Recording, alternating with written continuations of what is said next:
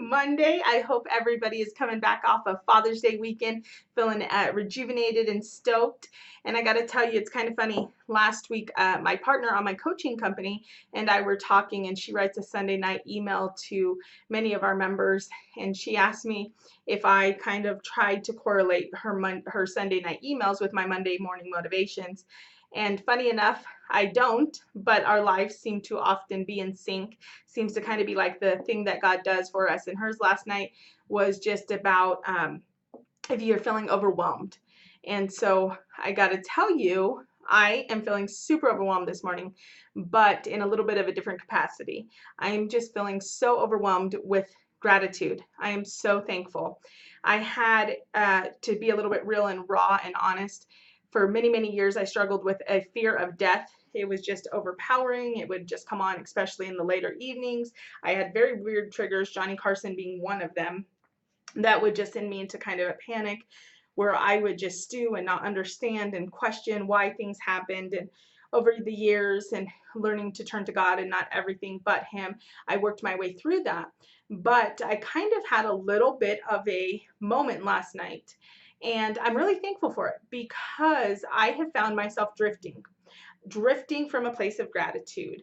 I have been very, very fortunate that my mom has beat all odds and she is still here with us despite a prognosis, a very short prognosis, and despite all odds, no transplant, and she's here.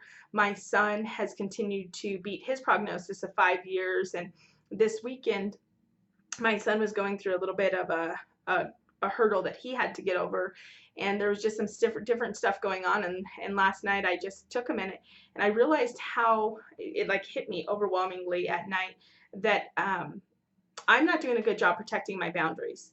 And I am allowing myself to get overwhelmed where I don't need to be overwhelmed. And it just kind of switched everything for me to where I went to bed just praying and grateful and thankful, and just woke up this morning so excited and so filled with gratitude. And so that's just kind of what I want to share with you is maybe it's, the last week, if you heard my Monday motivation, I spoke about it being halfway through the year. It's halfway through the year. The second half is up to you. The first half is gone. Win or lose, however it went for you, it's over. It's done. Second half is going to be very telling for me. I have a lot to do in the brokerage. And so I would really, really want to add to what I talked about last week and tell you to really define your success in the second half. Don't just go after the numbers. Don't just go after the dollar. Don't go after the volume. Don't go after the proving somebody else wrong.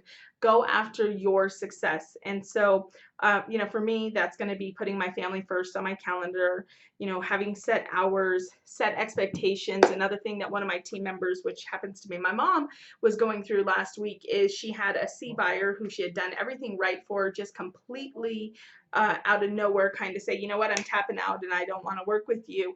And it just hit her hard. And I don't know how many of you have ever felt like you worked and you went above and beyond for that client, and then they just had no loyalty to you.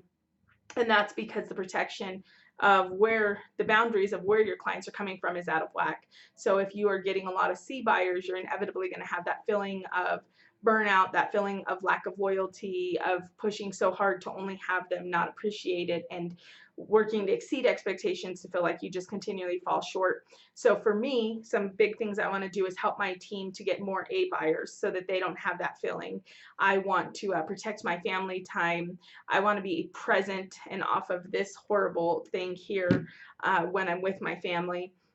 And I want to come in, I want to own my day, I want to own it in 6 to 8 hours, and I want to be out and done.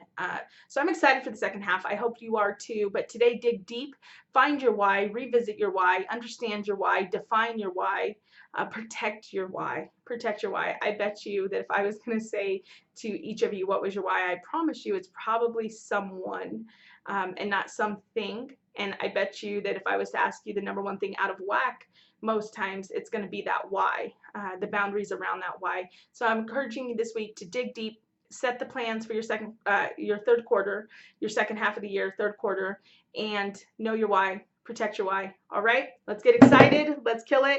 I'm ready to go, make sure that things are done. They won't be perfect, but they'll be done, and I'll be protecting my whys. Bye, guys.